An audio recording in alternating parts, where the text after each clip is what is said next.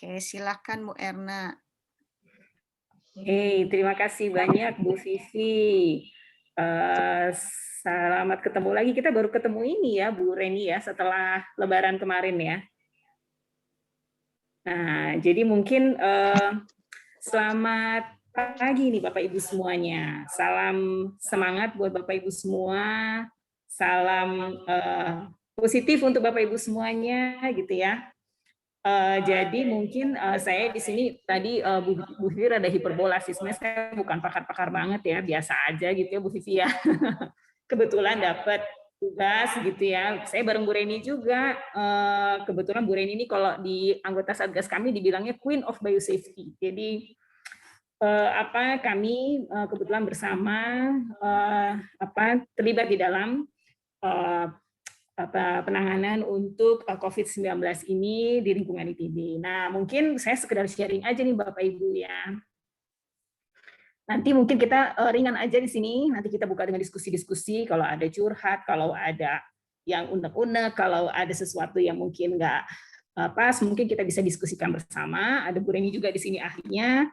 Nanti kalau misalnya misalnya kita tidak bisa jawab sekarang, nanti kita akan coba jawab di kesempatan yang lebih baik. Dan kita cari dulu jawabannya, dan kemudian kita jawab ke Bapak Ibu semuanya.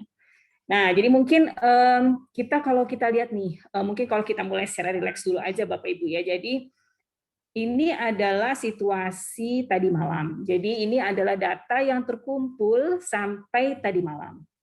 Jadi kalau misalnya di Satgas Nasional itu mereka selalu mengupdate data dan terkumpul jam 24 malam gitu ya. Jadi ini adalah data-data yang terkumpul sampai jam 12 tadi malam. Ini adalah perkembangan datanya. Kalau misalnya kita lihat di sini ya. Jadi kalau di Indonesia sendiri kasus yang terkonfirmasi itu sekarang sudah 2 juta. Ya, jadi mulai dari awal dulu itu sekitar bulan Maret ya di tahun 2020 sampai saat ini itu kasusnya itu sudah 2 juta yang terkonfirmasi. Arti terkonfirmasi di sini gimana? Arti terkonfirmasi di sini itu adalah bahwa kasus tersebut sudah dikonfirmasi dengan RT-PCR. Jadi RT-PCR ini merupakan salah satu gold standar yang dipakai oleh WHO untuk menentukan apakah seseorang itu terkonfirmasi positif COVID-19 atau tidak. Kenapa itu dipakai sebagai metode untuk mengkonfirmasi? Karena sampai saat ini itu metode yang sensitivitasnya itu paling tinggi dibandingkan dengan metode yang lain. Jadi kalau kita lihat sekarang tuh sudah 2 juta untuk seluruh Indonesia. Dan yang sembuh juga banyak Bapak Ibu, ya sekitar 1,8. Tapi yang meninggal ini juga lumayan angkanya, sekitar 55.000 selama 1 tahun di seluruh Indonesia. Ya, jadi kalau misalnya kita lihat di sini, ini adalah angka yang ada sampai sekarang. Dan tadi malam, wah Jabar juara nih sayangnya, ya Jabar juara beneran. Tadinya sih juaranya masih DKI, tapi tadi malam itu udah Jabar nih yang juara. Ya, jadi Jabar ini termasuk yang positivity rate-nya atau angka positifnya itu paling tinggi, dan tadi malam itu sebarannya memang paling tinggi di antara provinsi-provinsi yang lain. Ya, jadi ini merupakan alert dan awareness bagi kita semua ya. Kita mencoba untuk lebih waspada, lebih berhati-hati supaya sebaran ini tidak semakin tinggi. Jadi ini tadi malam nih, Bapak Ibu, akhirnya Jabar juara juga gitu ya, walaupun juaranya juara seperti ini, tapi mudah-mudahan nanti tidak bertambah banyak lagi dan tidak jadi juara lagi. Nah, sebentar. Nah, kalau misalnya kita lihat di sini Bapak Ibu, sebenarnya kalau misalnya kita lihat, jadi kenapa masih tinggi gitu ya? Padahal mungkin Bapak Ibu di sini juga sudah menjadi bagian dari orang-orang yang divaksin. Ya, dan juga sudah mulai banyak orang-orang yang divaksin, tapi kenapa masih tinggi gitu ya? Nah, jadi kalau misalnya kita lihat di sini, ini kenapa nggak bisa diklik? Sebentar. Nah, jadi kalau misalnya kita lihat, sebenarnya vaksin itu memang merupakan salah satu perlindungan gitu ya. Tapi bukan berarti kalau misalnya kita divaksin itu kita akan jadi kebal gitu ya. Nanti COVID-19-nya nggak mau dekat. Tidak seperti itu, karena sebenarnya apa yang terjadi di sini, kalau misalnya kita lihat vaksin itu berarti tubuh kita itu dimasuki oleh suatu komponen ya yang sifatnya itu dia bisa membuat memori di dalam tubuh kita sehingga sel-sel yang berperan di dalam sistem imun itu nanti akan ingat kalau ada jenis yang sama dengan yang dimasuki ke dalam tubuh kita. Yang dimasuki ini apa? Nah, kalau Bapak Ibu semua itu sudah divaksin Sinovac gitu ya. Sinovac itu adalah salah satu jenis vaksin di mana jenisnya itu merupakan virus yang sudah diinaktivasi, sudah dimatikan. Jadi kalau misalnya Bapak Ibu nanya aman apa enggak sih? Oh, aman Bapak Ibu. Kalau misalnya itu sudah dikeluarkan oleh BPOM gitu ya, itu berarti sudah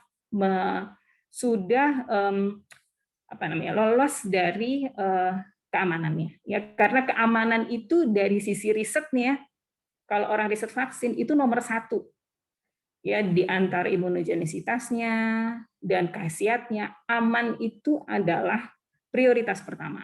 Jadi kalau misalnya kita pakai Sinovac itu adalah virus yang sudah dimatikan supaya nanti ada komponen yang namanya antibodi yang terbentuk. Jadi nanti tubuh kita itu diperintah sel-sel yang menghasilkan antibodi itu akan dibuat memori, diingatkan gitu ya.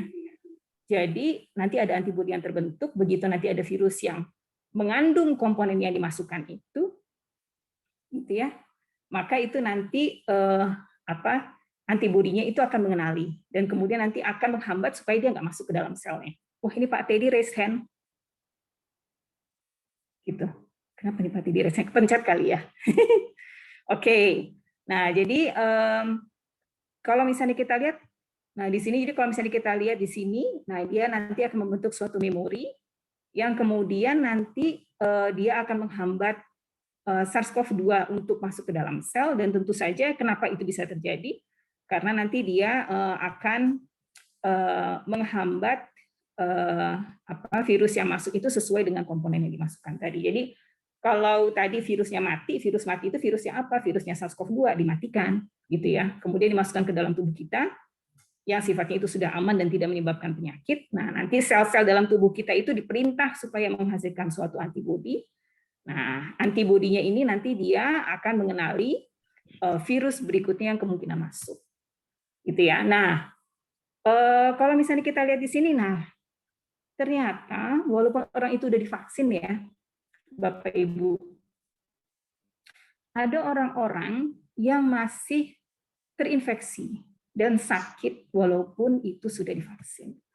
Ya, kenapa ini terjadi? Karena memang respons imun tubuh orang itu berbeda-beda. Bagaimana mereka menyikapi gitu ya, orang-orang ini menyikapi sesuatu yang dimasukkan itu sangat tergantung dari tubuh kita masing-masing. Dan sifatnya itu genetis. Jadi respon orang itu bisa berbeda-beda. Ya, ada yang antibodinya dihasilkan lebih banyak, ada antibodi yang dihasilkan lebih sedikit, gitu ya. Ada yang dia lebih tahan lama, ada yang juga mungkin kurang tahan lama, itu semua sifatnya adalah genetis. Ya, nah, tapi memang orang yang divaksinasi itu lebih terlindung dibandingkan dengan orang yang tidak divaksinasi.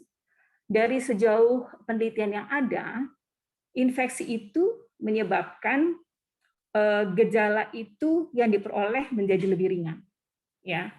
Jadi jumlah orang yang masuk rumah sakit, jumlah orang yang meninggal itu tuh kurang pada orang-orang yang divaksinasi dibandingkan orang-orang yang tidak divaksinasi. Jadi kalau misalnya kita sudah divaksin, apakah kita masih ada kemungkinan terinfeksi? Masih, gitu ya. Karena memang tidak ada vaksin yang 100% itu bisa memproteksi. Ya, kemungkinan terinfeksi selalu ada. Ya, dan karena infeksi telah selalu ada, itu kita harus tetap menjaga 5M, gitu ya. Jadi sekarang malah tambah 1, 6 katanya, ya. Nanti kita akan lihat apa tuh yang ke-6. Ya, tapi kita lihat di sini bahwa itu menjadi suatu bagian yang sangat penting untuk tetap menjaga walaupun kita sudah divaksinasi, gitu ya. Nah, sekarang itu tadi kalau kita terlihat dengan vaksin, kita harus menyikapinya seperti apa? Kita tetap harus berhati-hati.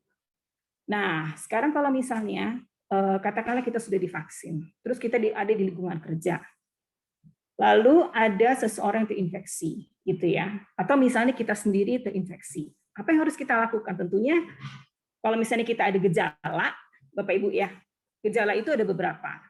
Ya, ada gejala misalnya kita udah mulai pilek-pilek, batuk, demam, ya, telepon dokter, gitu ya. Nanti dokternya itu akan bilang, oke, Bapak Ibu kelihatannya harus dites, gitu ya. Nah, kemudian dites dan ternyata terkonfirmasi positif, gitu. Misalnya seseorang, gitu ya. Nah, terus kita mesti gimana? Oh, kita harus menyemangat. Kalau misalnya kita tahu bahwa itu adalah rekan kerja kita, tentunya kita harus menyemangati ya. Semoga cepat sembuh, gitu ya. Karena ini memang support itu juga sangat dibutuhkan oleh seseorang yang positif COVID-19. Nah, apabila kita itu berada dalam lingkungan kerja yang sama, ya, atau kita itu pernah bertemu dengan orang-orang yang terkonfirmasi positif dan pada akhirnya kita tahu bahwa orang tersebut terkonfirmasi positif, ya, itu kita bisa berada dalam dua definisi.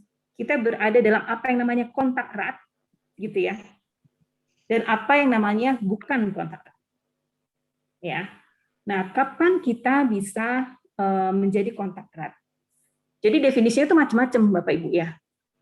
Maksudnya macam-macam di sini ada beberapa badan yang mendefinisikan tentang itu. Ada dari WHO, ada dari CDC Amerika. Nah, kita pakai yang definisinya itu oleh Kemenkes. Jadi Menkes itu sudah mencoba untuk mendefinisikan kontak erat ini berdasarkan situasi dan lingkungan Indonesia sendiri dan lingkungan kerja yang biasa ada di Indonesia. Jadi apa yang dimaksud dengan kontak erat? Ya, kontak erat ini misalnya gini, kita makan bersama dalam jarak 1 meter atau kurang. Ya, itu sudah termasuk dalam kontak erat. Mau nggak mau kan itu buka masker ya, Bapak Ibu. Buka masker, ada dalam jarak sekitar kurang dari 1 meter, kita buka masker. Nah, sehingga kemungkinan paparan itu menjadi tinggi. Itu disebut dengan kontak erat. Atau misalnya kita bersebelahan kerja, gitu ya. Bersebelahan kerja dengan seseorang yang terkonfirmasi positif. Ya, itu juga termasuk kontak erat. Atau misalnya kita ketemu cuma sebentar sih, tapi tiba-tiba orang itu buka masker haci gitu ya. Nah, dalam jarak yang dekat kita mengalami risiko paparan. Itu juga termasuk kontak erat. Ya, terus misalnya dia batuk, aduh pengen batuk sedikit, buka bentar gitu ya supaya batuknya enak. Nah, itu termasuk kontak erat juga. Ya, dan juga berbicara dalam jarak dekat itu termasuk kontak erat. Jadi kalau misalnya itu terjadi, kalau definisinya itu selama 15 menit terjadi, dalam situasi yang seperti ini, misalnya dalam jarak 1 meter, 15 menit itu termasuk dalam kontak erat. Dulu awalnya seperti itu, sekarang ternyata lebih ketat lagi. Jadi kalau sekarang itu totalnya 15 menit dalam waktu 24 jam, itu sudah masuk kontak erat. Jadi misalnya nih, saya ketemu sama Bu Reni. Amit-amit ya, misalnya saya terkonfirmasi positif, terus kemudian saya ketemu Bu Reni. Ketemu pagi 5 menit. Ketemu siang 5 menit. Ketemu sore 5 menit. Dalam situasi seperti ini. Nah, maka Bu Reni jumlah akumulasinya adalah dalam 24 jam itu 15 menit. Itu sudah masuk kontak erat. Jadi nggak harus 15 menit terus-terusan Bapak Ibu ya. Tapi misalnya 5 menit, 5 menit, 5 menit, dalam waktu 24 jam itu sudah didefinisikan sebagai kontak erat. Jadi akumulasinya. Ya, nah kemudian kalau misalnya kita lihat di sini, kapan kita nggak termasuk kontak erat ya? Misalnya kalau misalnya kita jauh gitu ya, jauh jaraknya, kalau misalnya dari sini itu jarak lebih dari 2 meter, itu termasuk kontak erat. Tapi kalau di Kemenkes itu 1 meter, gitu ya. Paling aman kalau berada dalam jarak lebih dari 2 meter. Kemudian di sini kita tidak berinteraksi dengan rekan kerja yang ada di sini. Jadi kalau misalnya kita itu misalnya ada rekan kerja di bawah sama kerja di atas gitu ya, atau di satu lantai tapi kita tidak ada kemungkinan untuk berinteraksi, nah itu tidak termasuk dalam kontak erat. Terus kalau misalnya kita ngobrol, hey Bu Reni, gimana apa kabarnya? Jauh-jauhan gitu, itu nggak termasuk kontak erat. Dada-dadahan juga berpapasan, hey apa kabar? Itu nggak termasuk kontak erat. Jadi yang dimaksud dengan kontak erat di sini minimal dengan jarak 1 meter dan 15 menit atau akumulasinya di dalam 15 menit di dalam waktu 24 jam. Ya, jadi itu yang dimaksud dengan kontak erat. Nah, jadi ini tadi Bapak Ibu ya. Jadi kalau misalnya kontak fisik apalagi gitu. Sekarang kan sudah nggak zamannya lagi ya kita berjalan bersalaman langsung, berpegangan tangan gitu ya. Kemudian kita ada situasi-situasi yang kayaknya kita tidak memungkinkan kita untuk ketemuan gitu ya. Nah itu jadi ini antara lain kontak erat seperti itu. Jadi jangan sampai deh kita peluk-pelukan, kis-kisan gitu ya. Itu kan udah nggak zamannya lagi ya. Itu termasuk kontak erat pada akhirnya kalau misalnya itu terjadi. Nah jadi kalau misalnya kita termasuk kontak, kalau misalnya kita masuk dalam definisi itu, ada kemungkinan kita akan termasuk dalam kontak erat. Bagaimana kontak erat ini dilacak? Jadi kontak erat itu antara lain dilacak dengan bantuan medis, Bapak Ibu. Jadi biasanya kalau orang yang terkonfirmasi positif, dia akan lapor, ya, dan suatu sikap yang akan sangat membantu tidak, tapi juga lingkungan kita, gitu ya. Karena dengan kita adanya lapor segera, maka penanganan akan segera.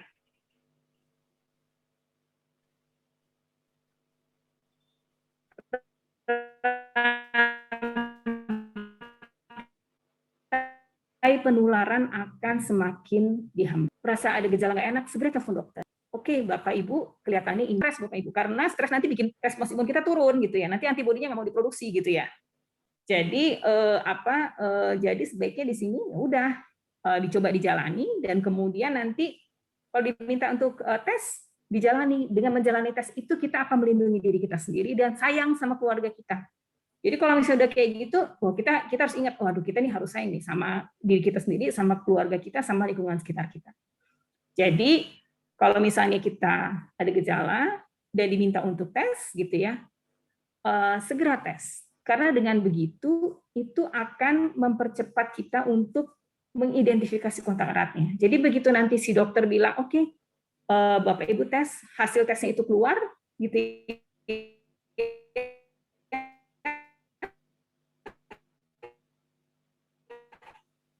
Nah itu nanti dokter itu yang nanti akan memberitahu, selama ini Bapak Ibu 2 hari sebelum ini ketemu sama siapa aja. Coba dilihat. Terus ketemunya bagaimana, gitu ya. Nah itu akan dipandu oleh medis. Ya, jadi bagaimana itu kontaknya, dengan siapa kontaknya, nanti kontak erat tersebut akan dihubungi, gitu ya, oleh si medis itu atau pihak yang berwenang, gitu ya. Nah jadi kalau waktu dikontak itu, kontak eratnya Bapak Ibu, punten ini nanti Bapak Ibu kemarin ada riwayat kontak dengan ini yang ternyata terkonfirmasi positif. Nah sekarang kalau kontak erat itu akan diminta untuk tes, Bapak Ibu ya. Tesnya itu adalah tes antigen. Ya, tes ini sekarang dalam aturan yang baru justru diinginkan sedini mungkin, gitu ya, supaya bisa tetap terdeteksi. Jadi nanti ada selang waktu, ada pada waktu masuk dan pada waktu setelah beberapa waktu. Itu harus dilakukan 2 kali. Kalau itu negatif, maka itu akan selesai statusnya sebagai kontak erat, gitu ya. Kalau sebelumnya itu kan begitu itu ada kontak erat, udah diidentifikasi Bapak Ibu 14 hari selesai, pokoknya karantina mandiri, gitu ya. Nah kalau sekarang harus tes dulu, gitu ya. Kemudian nanti setelah waktu 5 hari tes lagi. Kalau dua-duanya itu negatif, berarti itu selesai masa kontak eratnya. Yaitu berdasarkan Kemenkes yang baru, itu baru bulan Mei kemarin, gitu ya. Nah jadi Bapak Ibu, kalau misalnya kenapa kita mesti sedini mungkin gitu ya? Karena gini, mungkin aja ketika itu dites gitu ya, loh kan saya baru kemarin ketemu kontaknya gitu ya. Itu sebenarnya adalah untuk deteksi dini awal. Kalau misalnya itu negatif, oke, Bapak itu tetap karantina sampai tes yang kedua setelah 5 hari, ya. Nah, tes yang kedua setelah 5 hari ini, kalau udah beres, baru boleh keluar, gitu ya. Jadi itu aturan yang baru sekarang, gitu ya. Nah, jadi kalau misalnya kita lihat Bapak Ibu, bagaimana kita menyikapi ini, gitu ya. Yang penting satu, nggak boleh panik, ya. Yang kedua, jangan stres, gitu ya. Pasti kita akan deg-degan sih, gitu ya. Apalagi dengan situasi yang sekarang. Tapi kita mesti percaya bahwa kalau misalnya itu diatasi dengan baik, ya, dan kita menyikapi dengan baik, peluang kesembuhannya itu besar, gitu ya. Jadi yang penting itu adalah bagaimana kita menyikapinya, gitu ya. Nah, sekarang terkait dengan tes, Bapak Ibu ya. mungkin selama ini Bapak Ibu mengenal ada tes PCR ya. PCR ini sebenarnya adalah RT-PCR. Ya, RT-PCR ini adalah reverse transcription PCR. Jadi sebenarnya itu material genetik atau RNA dari si virus itu akan dideteksi.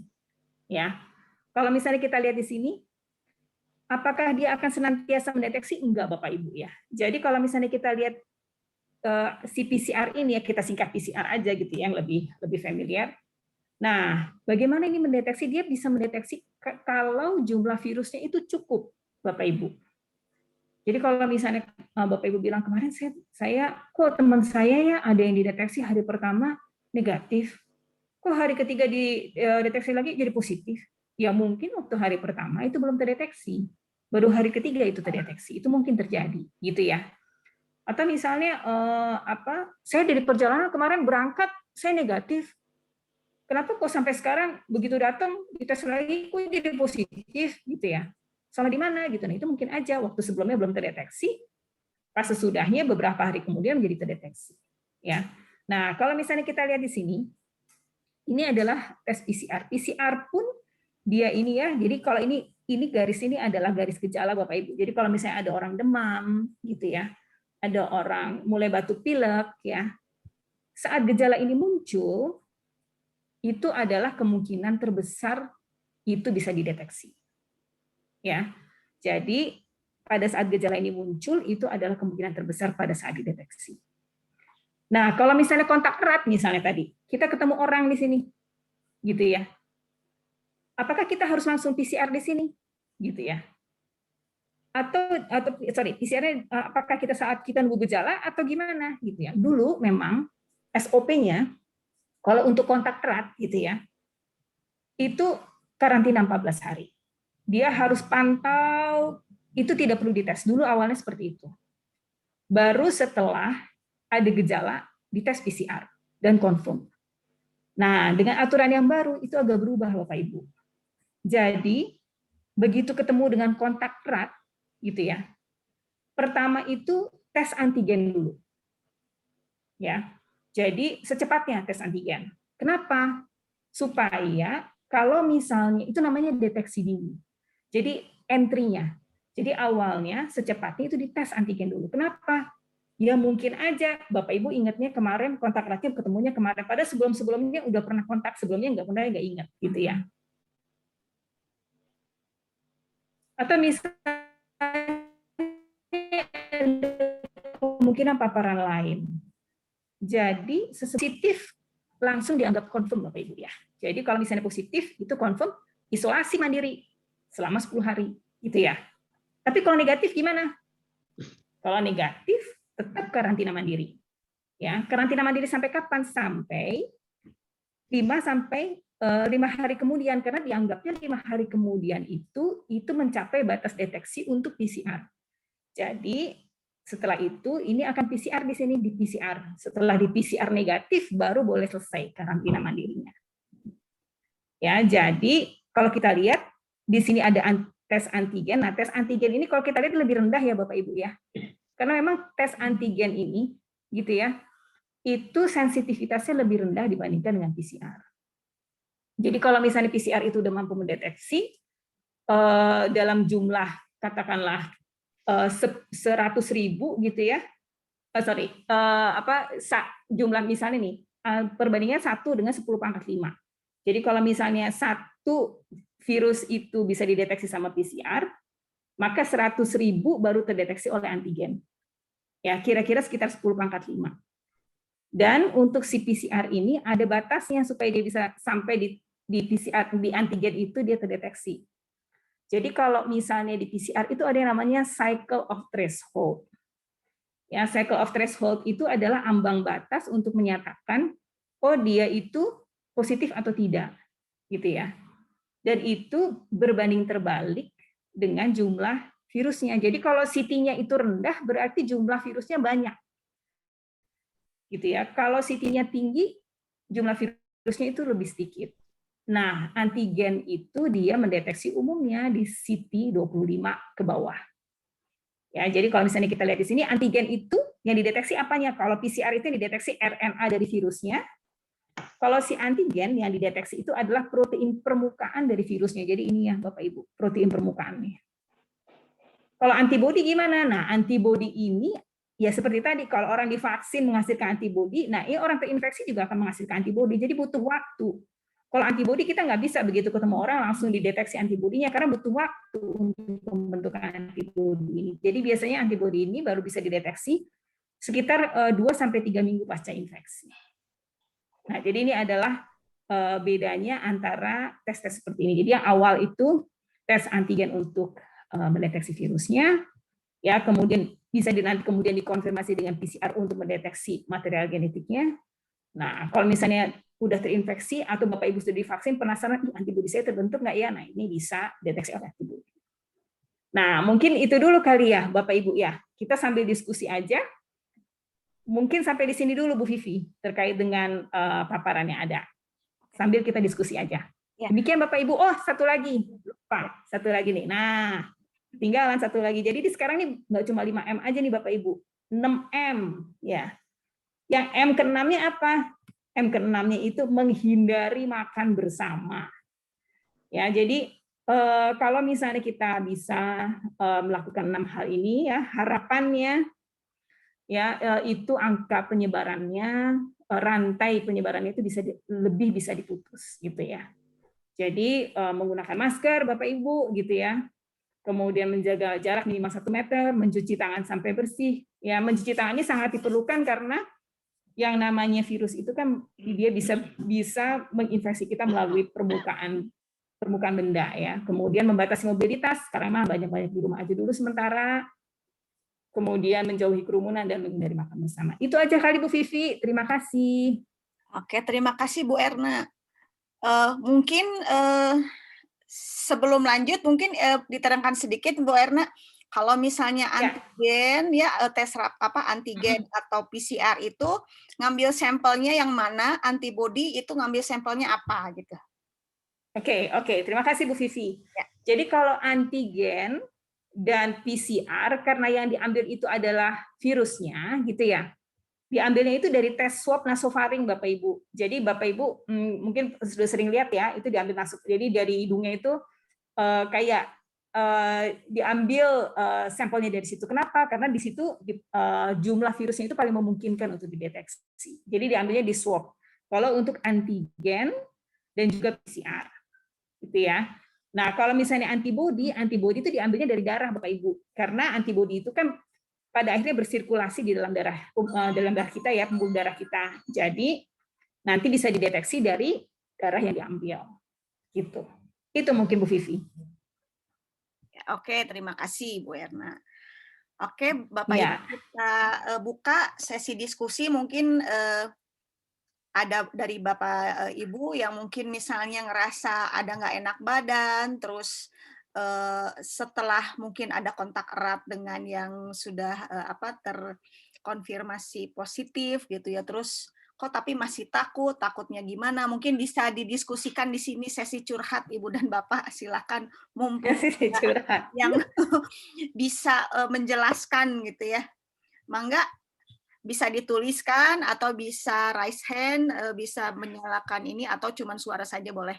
Bisa menyalakan video. Ayo mangga Bapak Ibu. Bu Vivi, ya. Saya izin mematikan kamera ya. Boleh. Soalnya rada-rada ini koneksinya, punten. Iya, saya juga matiin aja deh ya. Oke. Mangga Bapak Ibu. Ini katanya Pak Peggy lagi sakit badan gara-gara stres apa? Jangan stres, Pak. Ini Bu, sakit sih nggak, cuma ya kayaknya pikiran semalaman nggak bisa tidur, Bu. Gitu. Nggak bisa tidurnya kenapa Pak Peggy? Ya dibilang stres gimana ya, itu bayang aja takut banyak cerita. Bener, orang-orang katanya ada ya gen bisa alatnya bisa bekas atau apa jadi ya kepikiran bisa ya contoh-contoh ya bisa disalahgunakan gitu Bu, jadi stres gini. Yang disalahgunakan ya apanya Pak Peggy? Alatnya kayaknya Bu, contoh-contoh. Alatnya yang mana ya? Oh itu. Yang di Medan itu, yang di Kuala Namu itu ceritanya, Pak. Betul. Oh, iya, tapi itu udah kasusnya udah ditangkap ya Pak ya orangnya, kemudian udah dicoba untuk ditindaklanjuti gitu sama pihak keamanan gitu. Itu memang kalau sekarang ini yang beredar sekarang tuh harusnya aman Pak Peggy ya, karena itu kan di bawah koordinasi Dinas Kesehatan Bandung gitu ya. Terus kemudian jadi semua puskesmas yang ada itu sebenarnya di bawah koordinasi dari Dinas Kesehatan Bandung, Kota Bandung ya. Terus kalau misalnya yang jadi harusnya sih aman ya Pak Peggy ya. Amin. Mungkin saya boleh menambahkan. Jadi nggak usah stres. Gimana? Ya saya juga sudah pernah kan ini kita untuk mengantisipasi ya, karena kita nggak tahu ya apakah kita kontak erat ya. Ini bagi Bapak Ibu kan mungkin ada yang setiap hari, ada yang sering masuk ke lab gitu. Jadi ya Bu Reni gitu ya berinisiatif, udahlah ayo kita periksakan saja para pegawai gitu ya untuk itu rapid antigen ya. Jadi kan memang harus diswab ya. Saya sudah pernah juga melakukan tes swab di Pratama ini. Jadi nanti prosedurnya petugasnya akan memperlihatkan, Bu, ini lihat ini baru gitu ya. Terus ini masih disegel. Jadi kalau ada kekhawatiran tentang alatnya yang bekas, insya Allah nggak ada gitu ya. Lagian ini juga kan terintegrasi dengan ITB, jadinya tidak harus ada kekhawatiran tentang itu gitu. Jadinya tiba-tiba kalau setelah dites malah jadi positif karena alatnya bekas, itu insya Allah harusnya ya saya sih yakin itu baru gitu ya. Nah kemudian tentang aduh sakit apa enggak sih? Nah sakitnya juga nggak kayak vaksinasi, ada yang takut disuntik gitu, tapi kan sakitnya juga cuma sedikit. Di swab juga seperti itu Bapak Ibu, jadi nggak harus aduh nanti dicolok-colok gimana, enggak kok, enggak. Tiap hari juga mungkin Ibu juga nyolok-nyolok hidung udah bersihin hidung. Ini cuma agak lebih ke dalam sedikit. Jadi kalau kekhawatiran aduh sakit nanti takut gimana, itu harusnya sih bisa dihilangkan gitu ya. Mungkin ada tambahan Bu Erna? Iya betul Bu Vivi. Jadi kalau saya sendiri mungkin udah hampir 10 kali kali colok-colok gitu ya. Aman-aman aja kan Bapak Ibu ya. Dan alhamdulillah negatif gitu ya. Jadi saya pernah beberapa kali di beberapa lab yang berbeda gitu ya. Di Pratama tuh juga betul seperti kata Bu Vivi, itu pelayanannya sangat baik ya Bu Vivi ya. Jadi ya, sangat baik. Jadi dibuka dulu, dilihatin Bapak Ibu ini alatnya baru seperti tadi yang Bu Vivi bilang, dan memang kalau misalnya kita di tempat-tempat lain pun sama Bapak Ibu, dilihatin dulu tuh bahwa kitnya itu baru gitu ya. Terus untuk swabnya itu baru gitu. Jadi kalau Bapak Ibu bayangkan saya itu masih baik-baik aja gitu, udah sekitar 10 kali di swab gitu ya. Kalau saya punya guyonan, udah bolong itu ya, udah jalan tol gitu ya. Nggak ketang, tapi maksudnya sebenarnya baik-baik aja dan itu bisa dilakukan gitu, dan nggak apa-apa gitu loh Bapak Ibu. Jadi kenapa Bu Reni di sini ingin itu tadi sebenarnya untuk deteksi dini ya, semakin cepat dilakukan itu akan semakin baik, akan semakin memberikan keamanan untuk diri Bapak Ibu sendiri, untuk keluarganya Bapak Ibu. Bayang nggak nanti Bapak Ibu pulang ke rumah gitu ya, berinteraksi dengan keluarga, semakin itu cepat diketahui, semakin cepat bisa diatasi dan akan sangat melindungi keluarga Bapak Ibu sendiri gitu. Jadi sebenarnya itu kalau dilihat ya kita lihat yang positifnya aja. Karena itu akan, kalau Bapak Ibu sayang sama keluarga, ya kita juga akan melakukannya dengan legowo gitu ya, gitu, bahwa itu nggak apa-apa gitu ya. Itu mungkin tambahannya Bu Vivi ya, biar nggak stres. Ya 10 kali udah kenyang deh colok-colok. Ya, mungkin Bapak dan Ibu yang lain ada pertanyaan? Saya Bu. Ya Pak Rifai ya. Ya, siapa nih? Oh iya, mangga Pak Rifai. Pak RT. Di sini kan ada dua staf kita yang terpapar, Pak Dewa sama Pak Agus. Ya. Nah kalau dengan Pak Dewa sih saya tidak terlalu banyak ngobrol, ya paling cuma seluiran aja kayak di pasar gitu kalau lewat. Tidak pernah ngobrol panjang lebar. Kemarin terakhir dengan Pak Agus itu saya kontak tanggal 10 Juni. Nah, dengan kondisi begitu, apakah saya itu disebut kontak erat? Itu yang pertama. Kemudian yang kedua, saya itu belum divaksin, Bu. Kenapa? Karena sudah beberapa kali saya ke memenuhi undangan dan tidak diizinkan karena saya tidak minum obat jantung. Nah, sebetulnya kondisi saya baik-baik saja, tidak merasakan gejala apa-apa. Cuma saja kemarin begitu akan ada swab, kenapa jadi cing sareak ini teh Bu, bahasa Inggrisnya cing sareak badan gitu. Cing sareak teh ini ya asa kumaha gitu ya Pak? Iya, cing sareak aja gitu Bu. Intinya jadi stres Pak. Iya apakah itu kayaknya satu gejala atau bukan Bu? Oh iya, oke. Mungkin pertanyaan gitu karena iya. Mungkin kalau untuk riwayat kontak, Bu Reni lebih tahu ya terkait dengan riwayat kontak yang dengan Pak Agus. Ya, mangga Bu Reni, silakan. Pak Rifai, apa kabar? Ya, bagus. Kalau tanggal 10 itu kan berarti saya barusan cocokkan dengan laporannya Mas Agus.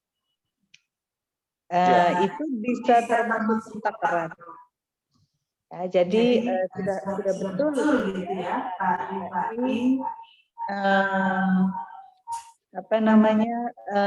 diam di rumah dan tidak kemana-mana.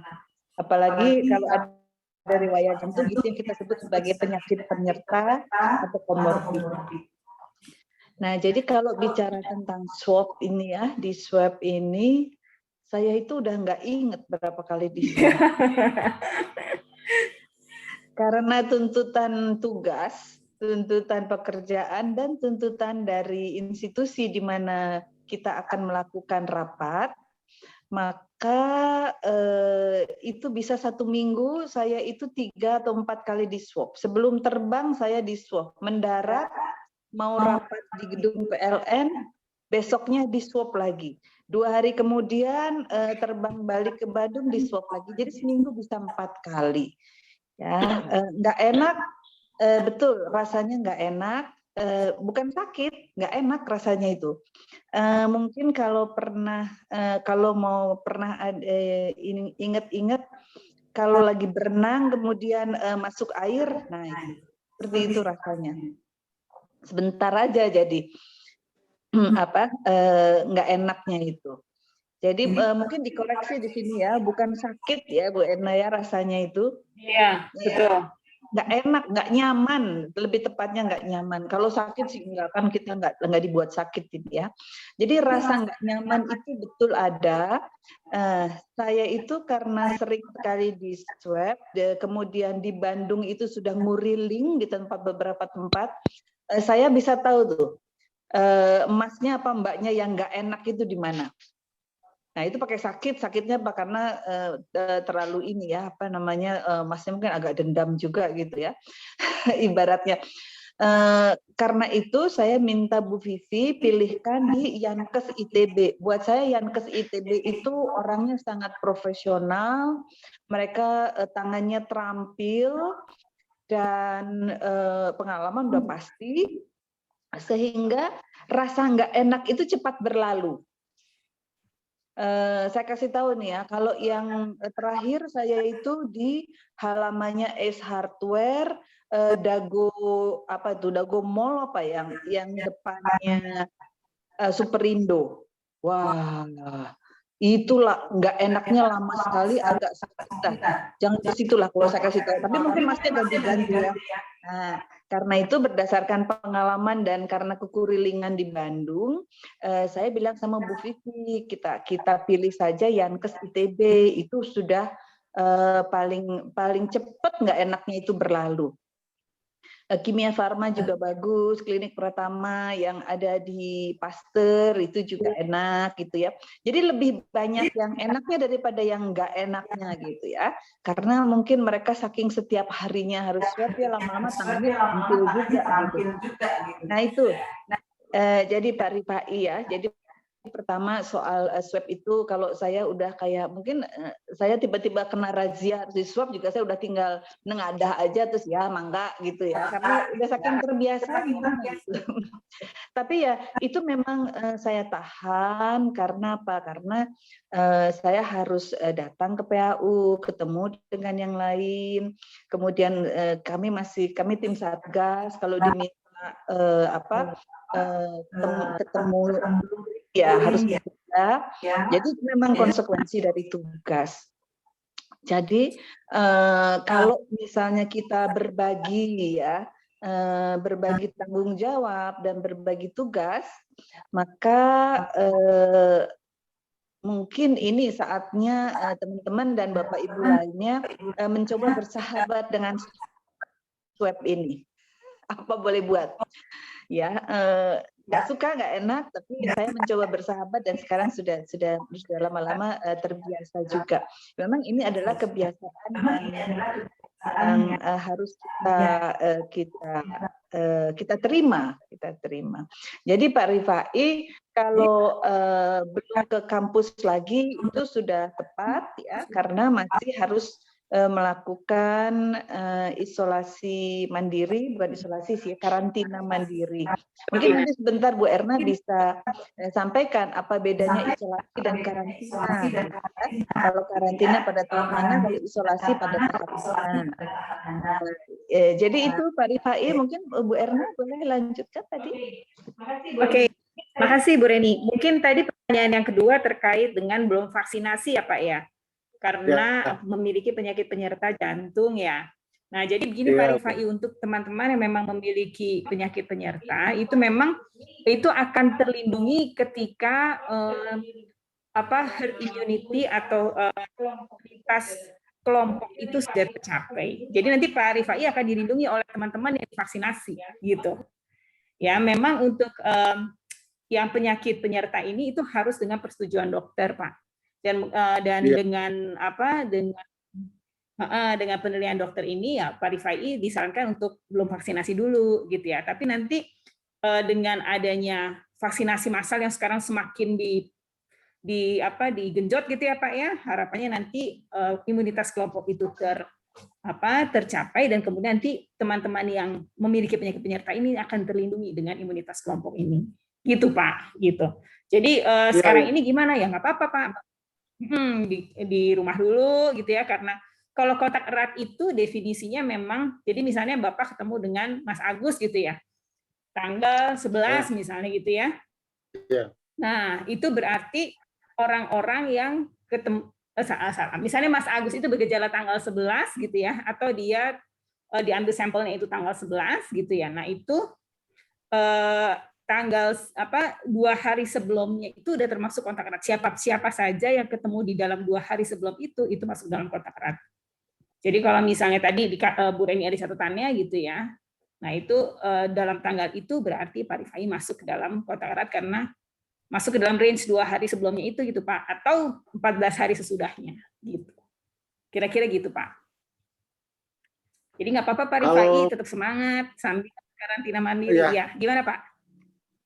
Waktu saya bilang saya dapat informasi Pak Dewa positif kan dari Pak Agus.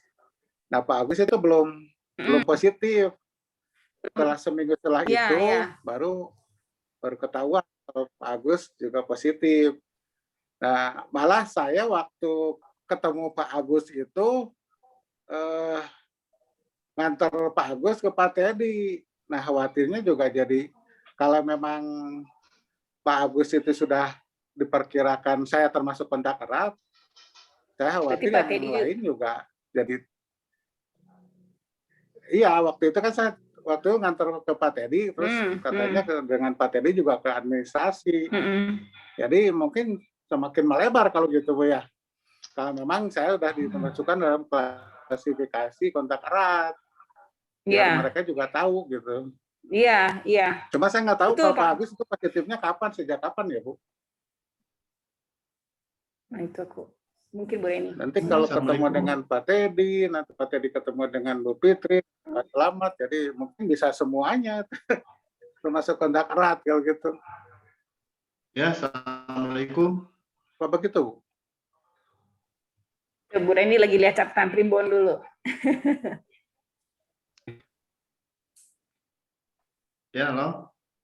Iya, gimana Pak? Sambil jalan. Gimana Pak? Iya, Bu. Iya, betul. Halo. Ya, Assalamualaikum. mangga Pak. Pak Teddy, ya, mangga. Ya. Waalaikumsalam. Iya, Bu. Waktu itu saya ketemu dengan Pak Agus, bahkan kurang lebih ngobrol 1 jam. Tapi saat itu saya belum tahu kalau Pak Agus itu kena. Baru tahu itu belakangan ini 3 hari lah ya baru tahu kena. Gitu. Nah, saya cukup lama sih waktu itu, cukup ya hanya jarak ya 1 meja lah gitu ya. Ngobrol dengan Pak Agus kurang lebih 1 jam. Nah, itu mungkin ya termasuk kontak erat. Nah, terus yang saya tanyakan lagi, apakah jejak, kan di PAU itu banyak yang kena ya, seperti Pak Dewa, kayak Pak Agus, terus, nah dia misalkan kita jejak itu misalnya ke kamar mandi atau kemana, nah itu termasuk juga itu Bu.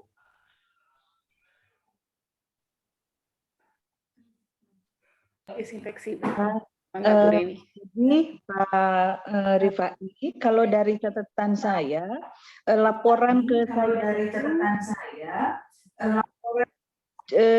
Jumat minggu kemarin, tanggal berapa itu? Tanggal 18 Juni, itu hasil swab-nya positif. Swab antigen. Itu berarti OTG ya Pak? Iya. Tapi Senin sudah mulai flu ringan, lalu flu berat, demam ringan 37. Senin. Coba mundur ke Senin tanggal berapa, Pak? Pak ada yang bisa? Berarti Senin tanggal 21. Enggak, Senin. Sebelumnya. Seminggu sebelumnya. Berapa tuh? Itu tanggal 14. Tanggal 14. Jadi gejala itu sudah mulai tanggal 14, Senin tanggal 14. Kemudian hari Jumat Pak Agus memeriksakan dan positifnya hari Jumat. Jadi saya kira kalau dihitung kontak mulai hari Senin minggu lalu, bukan Senin kemarin tapi Senin minggu lalu, di mana kalau dari catatan kesehatan ya, jadi kita sebut health logbook ini sudah harus dihitung siapa saja yang kontak erat dengan Pak Agus pada hari Senin minggu lalu sampai terakhir saya minta untuk karantina isolasi mandiri.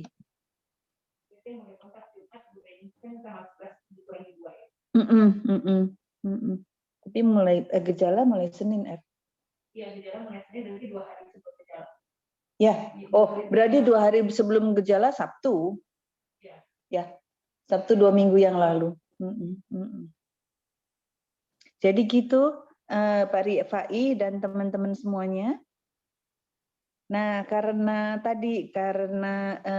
laporan Pak Agus juga laporan Pak Dewa dan kemudian kita kemarin itu belum mencatat dengan pasti kontak eratnya. Karena itu Bu Vivi mengusulkan bahwa kita melakukan swab supaya kita semua yakin ya, walaupun karena tadi ternyata kontak sudah ngobrol juga waktu lebih dari 15 menit gitu. Makanya sebagai tindakan pencegahan dan juga kalaupun memang ada yang positif akan atasi bersama, maka saya pengen banget nih pada daftar untuk di swab di Yankes. Itu Pak Teddy. Iya.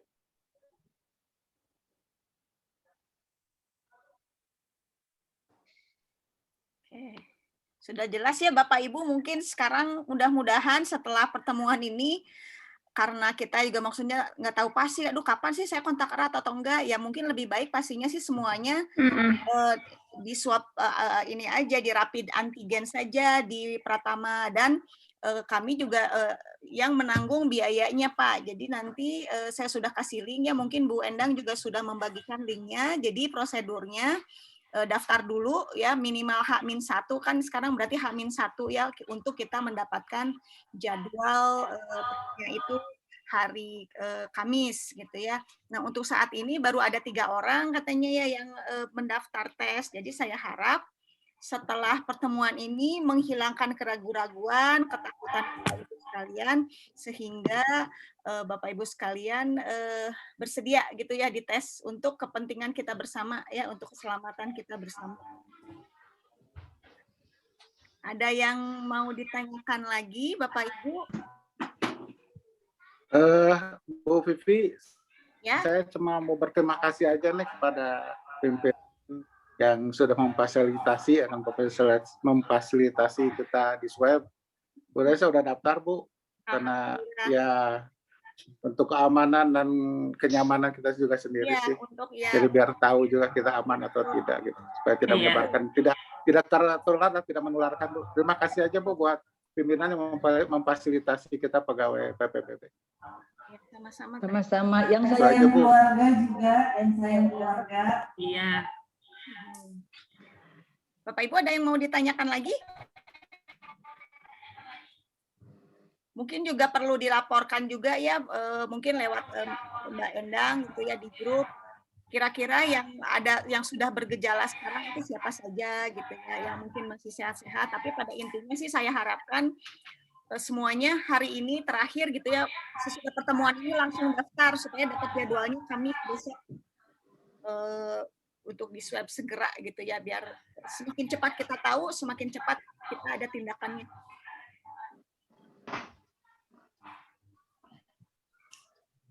Nampaknya sudah tidak ada lagi pertanyaan ya, Bapak Ibu. Bapak Ibu. Itu alhamdulillah ya. Mudah-mudahan apa yang telah kita pelajari ini bisa melindungi kita ya dari ya, semoga kita jadi semakin paham, semakin berhati-hati dan semakin tidak takut ya terhadap tes-tes diagnosis yang memang harus kita laksanakan. Oke, terima kasih Bu Erna, terima kasih Bu Reni, dan terima kasih Bapak Ibu sekalian. Saya tutup pertemuan kali ini. Terima kasih. Wassalamualaikum warahmatullahi wabarakatuh. Waalaikumsalam. Salam sehat Bapak Ibu, tetap semangat. Ya Bu, sama-sama Bu. Bapak Ibu, minggu depan kita ketemu lagi ya. Jadi harus sehat karena kita mau beberes. Terima kasih banyak. Saya tutup ya. Oke, makasih Bu Vivi.